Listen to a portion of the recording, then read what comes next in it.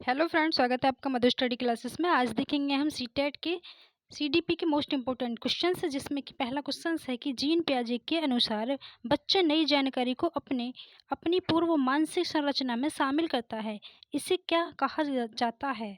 Gene पियाजे के अनुसार बच्चे नई जानकारी को अपनी पूर्व मानसिक संरचना में शामिल करता है, इसे क्या कहा जाता है। तो इसका आंसर बताइए कि जीन पियाजे के अनुसार बच्चा नई जानकारी को अपनी पूर्व मानसिक संरचना में शामिल करता है, इसे कहा जाता है समायोजन, आत्मसात्करण या परिपक्वता या अनुकरण।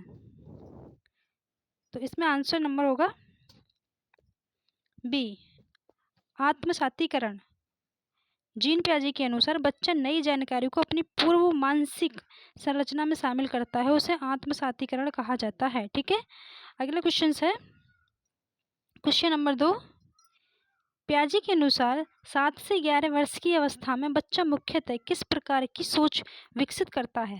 पियाजे के अनुसार 7 से 11 वर्ष की अवस्था में बच्चा मुख्यतः किस प्रकार की सोच विकसित करता है। अमूर्त चिंतन या औपचारिक चिंतन या ठोस तार्किक चिंतन या केवल संवेदी चिंतन।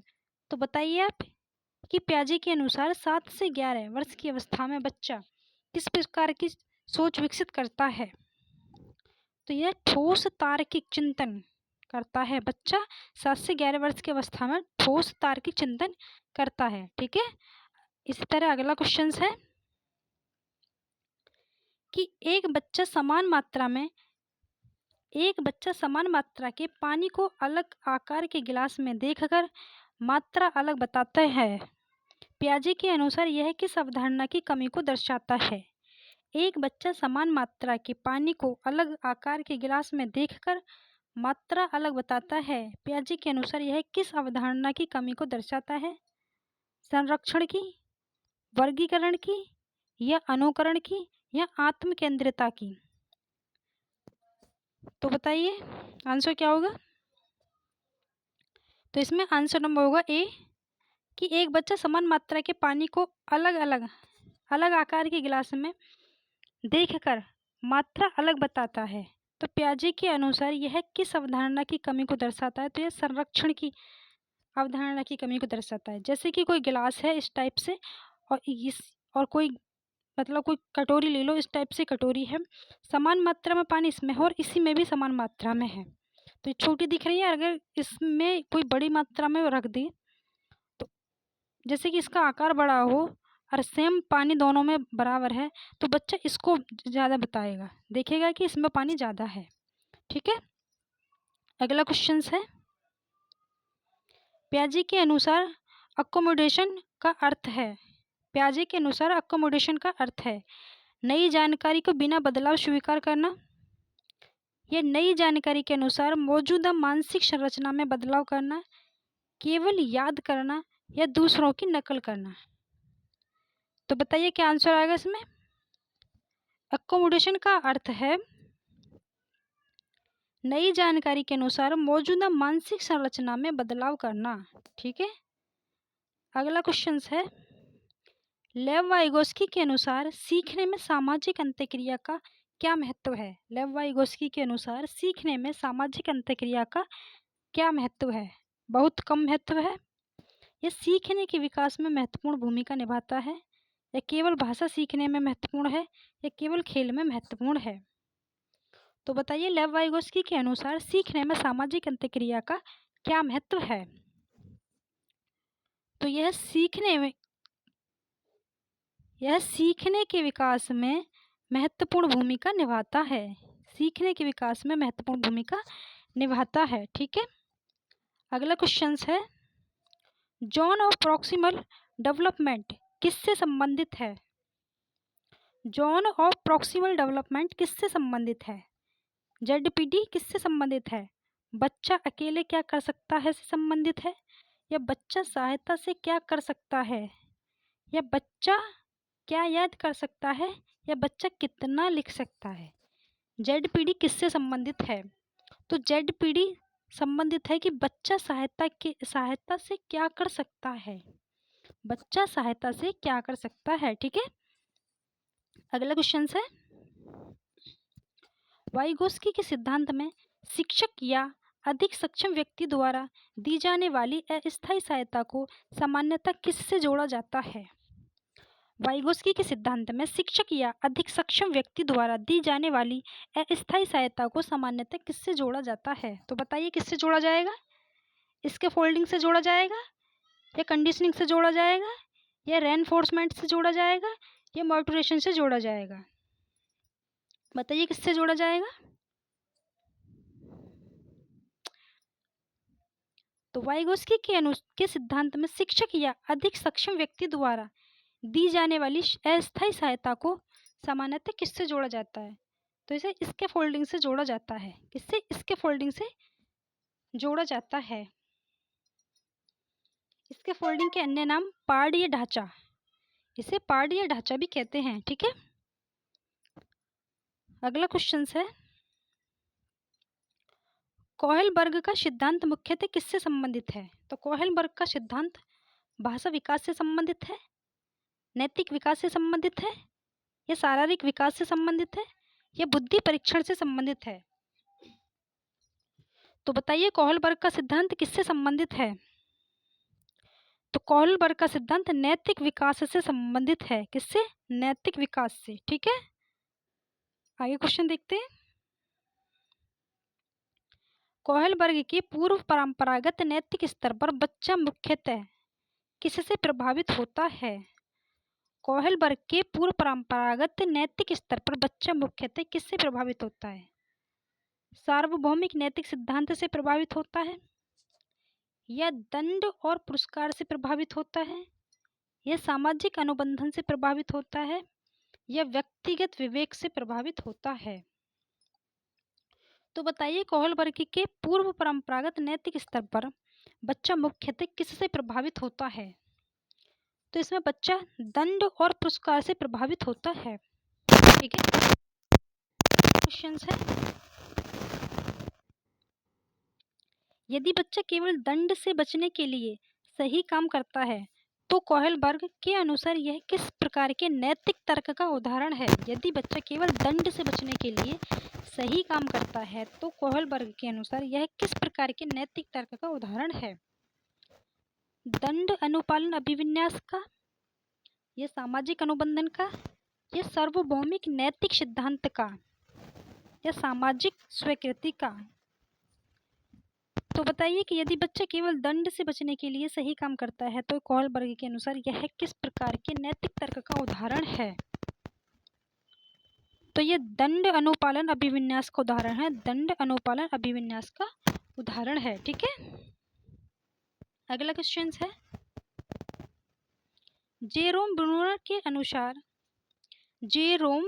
के अनुसार सीखने में डिस्कवरी लर्निंग का मुख्य उद्देश्य क्या है? डिस्कवरी लर्निंग का मुख्य उद्देश्य क्या है? केवल उत्तर याद करवाना, या बच्चे को खोज और अन्वेषण द्वारा सीखने का अवसर देना, या केवल व्याख्यान देना, या केवल परीक्षा लेना? तो बताइए डिस्कवरी लर्निंग का मुख्य उद्देश्य क्या है? तो इसका उद्देश्य है कि बच्चे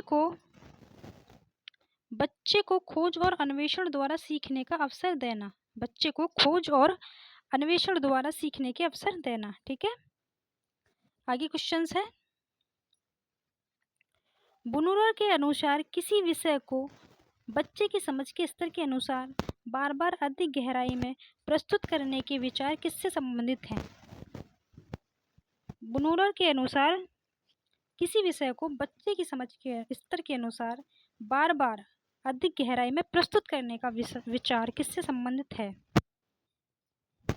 स्पाइरल करिकुलम से संबंधित है, या क्लासिकल कंडीशनिंग से संबंधित है, या ट्रायल एंड एरर से संबंधित है, या मोरल डेवलपमेंट से संबंधित है? तो बताइए यह किससे संबंधित है?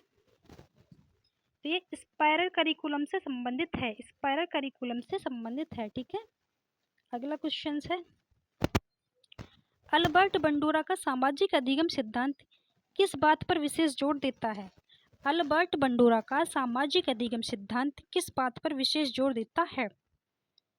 केवल जैविक परिपक्वता पर, या अवलोकन और अनुकरण द्वारा सीखना, या केवल दंड पर, या केवल स्मृति पर। तो बताइए कि अल्बर्ट बंडूरा का सामाजिक अधिगम सिद्धांत किस बात पर जो विशेष जोर देता है? तो ये अवलोकन और अनुकरण द्वारा सीखना पर जोर देता है, अवलोकन और अनुकरण द्वारा सीखने पर जोर देता है। ठीक है, अगला क्वेश्चन है, एक बच्चा अपने शिक्षक को देखकर उसी प्रकार व्यवहार करने लगता है, बंडूरा के अनुसार यह किसका उदाहरण है? एक बच्चा अपने शिक्षक को देखकर उसी प्रकार व्यवहार करने लगता है, बंडूरा के अनुसार यह किसका उदाहरण है? अवलोकनात्मक अधिगम का उदाहरण है, अंतर्दृष्टि का उदाहरण है, या परिपक्वता का उदाहरण है, या आत्मसातीकरण का उदाहरण है? तो बताइए किसका उदाहरण है? एक बच्चा अपने शिक्षक को देखकर उसी प्रकार व्यवहार करने लगता है, तो यह बंडूरा के अनुसार यह अवलोकनात्मक अधिगम है, अवलोकनात्मक अधिगम है। ठीक है, अगला क्वेश्चन है, बंडूरा के अनुसार किसी व्यवहार को देखकर सीखने के लिए प्रत्यक्ष पुरस्कार हमेशा आवश्यक है, मॉडल का अवलोकन महत्वपूर्ण हो सकता है, केवल दंड आवश्यक है, या बच्चा हमेशा अकेला सीखता है? तो बताइए कि बंडूरा के अनुसार किसी व्यवहार को देखकर सीखने के लिए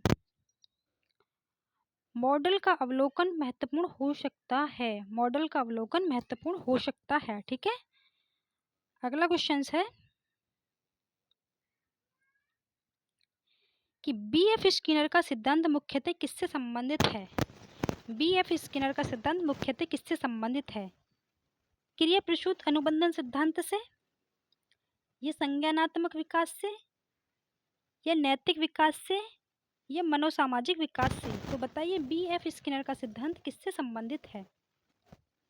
बीएफ स्किनर का सिद्धांत क्रिया प्रसूत अनुबंधन सिद्धांत से संबंधित है, क्रिया प्रसूत अनुबंधन सिद्धांत से संबंधित है। ठीक है, अगला क्वेश्चन है, शिक्षक बच्चे के सही उत्तर देने पर उसकी प्रशंसा करता है और बच्चा आगे भी प्रयास करता है, यह किसका उदाहरण है? शिक्षक बच्चे के सही उत्तर देने पर उसकी प्रशंसा करता है और बच्चा आगे भी प्रयास करता है, यह किसका उदाहरण है? यह सकारात्मक पुनर्बलन का उदाहरण है, या दंड का उदाहरण है, या नकारात्मक पुनर्बलन का उदाहरण है, या विलुप्ति का उदाहरण है? तो शिक्षक बच्चे के सही उत्तर देने पर उसकी प्रशंसा करता है और बच्चा आगे भी प्रयास करता है, यह किसका उदाहरण है? तो यह सकारात्मक पुनर्बलन का उदाहरण है, सकारात्मक पुनर्बलन का उदाहरण है। ठीक है, अगला क्वेश्चन है, पावलोव का नाम किस प्रकार के अनुबंधन से जुड़ा है? पावलोव का नाम किस प्रकार के अनुबंधन से जुड़ा है? क्रिया प्रसूत अनुबंधन से, या शास्त्रीय अनुबंधन से, या सामाजिक अधिगम से, या अंतर्दृष्टि अधिगम से? तो बताइए क्रिया प्रसूत में पावलोव का नाम किस प्रकार के अनुबंधन से जुड़ा है? तो पावलोव का नाम शास्त्रीय अनुबंधन से जुड़ा है। ठीक है, आंसर नंबर बी। अगला क्वेश्चन है, थॉर्नडाइक के लॉ ऑफ इफेक्ट के अनुसार, थॉर्नडाइक के लॉ ऑफ इफेक्ट के अनुसार संतोषजनक परिणाम वाले व्यवहार के दोहराए जाने की संभावना बढ़ती है, सभी व्यवहार जन्मजात होते हैं, सीखना केवल अनुकरण से होता है, यह बुद्धि स्थिर होती है? तो बताइए थॉर्नडाइक के लॉ ऑफ इफेक्ट के अनुसार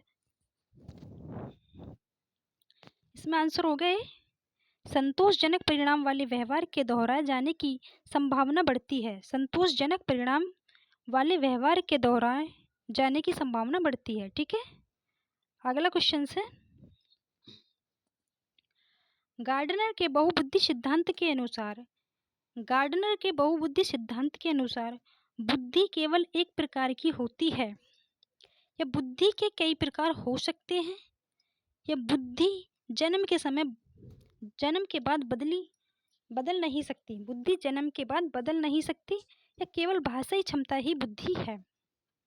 तो बताइए गार्डनर के बहुबुद्धि सिद्धांत के अनुसार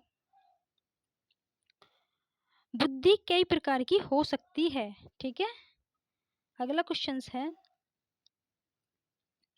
किसी बच्चे की संगति में विशेष क्षमता है, किसी बच्चे की संगति में विशेष क्षमता है लेकिन गणित में औसत प्रदर्शन है, लेकिन गणित में औसत प्रदर्शन है।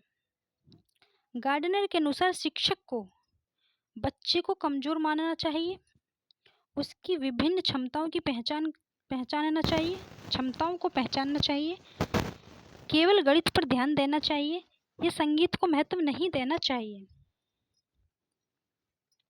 किसी बच्चे की संगीत में विशेष क्षमता है लेकिन गणित में औसत प्रदर्शन है। गार्डनर के अनुसार शिक्षक को उसकी विभिन्न क्षमताओं को पहचानना चाहिए, उसकी विभिन्न क्षमताओं को पहचानना चाहिए। आंसर है बी। ठीक है, अगला क्वेश्चन है, एरिक एरिक्सन का सिद्धांत मुख्यतः किससे संबंधित है? एरिक एरिक्सन का सिद्धांत मुख्यतः मनोसामाजिक विकास से संबंधित है, शास्त्रीय अनुबंधन से संबंधित है, या नैतिक तर्क से संबंधित है, या केवल बुद्धि से संबंधित है? तो बताइए, एरिक एरिक्सन का सिद्धांत किससे संबंधित है?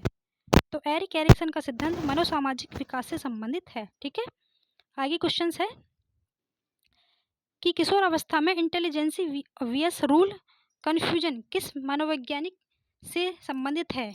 किशोर अवस्था में आइडेंटिटी वियस रूल कन्फ्यूजन किस मनोवैज्ञानिक से संबंधित है? पियाजे से, एरिक्सन से, स्किनर से, या पावलव से? तो बताइए, किशोर अवस्था में आइडेंटिटी वियस रूल कन्फ्यूजन किस मनोवैज्ञानिक से संबंधित है?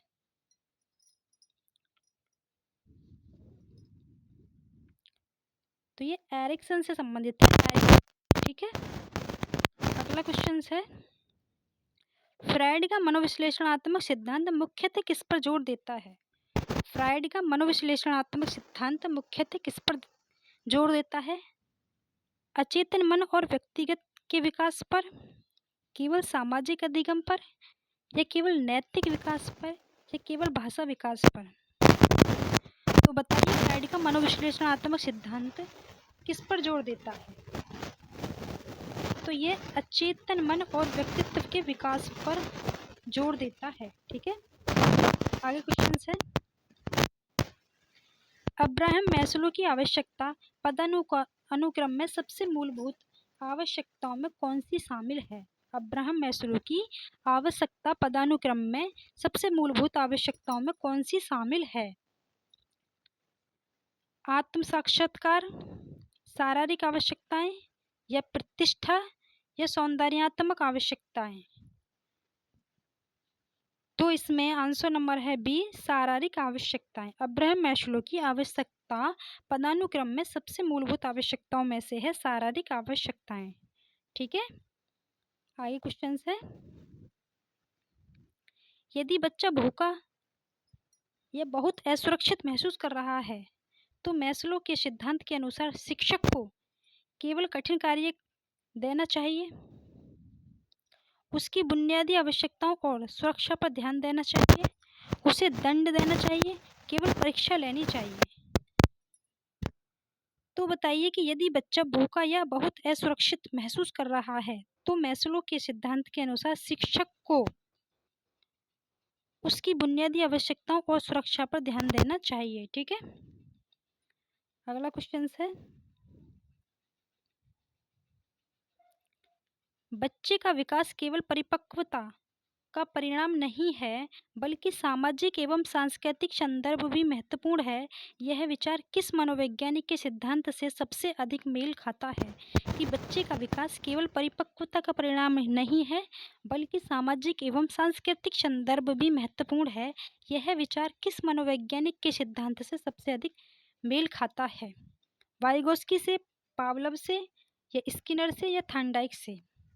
तो इसमें आंसर नंबर फर्स्ट होगा, वाइगोस्की से। ठीक है, अगला क्वेश्चन है कि एक शिक्षक बच्चे को ऐसा कार्य देता है जिसे वह अकेले पूरा नहीं कर सकता लेकिन संकेत और सहायता मिलने पर कर लेता है। यह किस सिद्धांत का सबसे अच्छा उदाहरण है? कि एक शिक्षक बच्चे को ऐसा कार्य देता है जिसे वह अकेले पूरा नहीं कर सकता लेकिन संकेत और सहायता मिलने पर कर लेता है, यह किस सिद्धांत का सबसे अच्छा उदाहरण है? तो यह ZPD का सबसे अच्छा उदाहरण है, ZPD का। ठीक है, आगे क्वेश्चन है कि निम्न में से कौन सा युग्म सही सुमेलित है? निम्न में से कौन सा युग्म सही सुमेलित है? प्याजे का नैतिक विकास का सिद्धांत, या वाइगोस्की का सामाजिक सांस्कृतिक सिद्धांत, या स्किनर का मनोसामाजिक विकास, या कोहलबर्ग का बहुबुद्धि सिद्धांत। तो बताइए कौन सा सुमेलित सही है? तो इसमें है बी, वाइगोस्की का सामाजिक सांस्कृतिक सिद्धांत।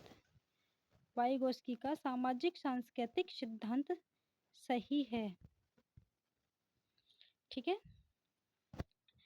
क्लास को यहीं समाप्त करते हैं। अगर वीडियो पसंद आई हो तो चैनल को लाइक से सब्सक्राइब करें और कमेंट बॉक्स में अपना स्कोर बताएं। Thanks for watch.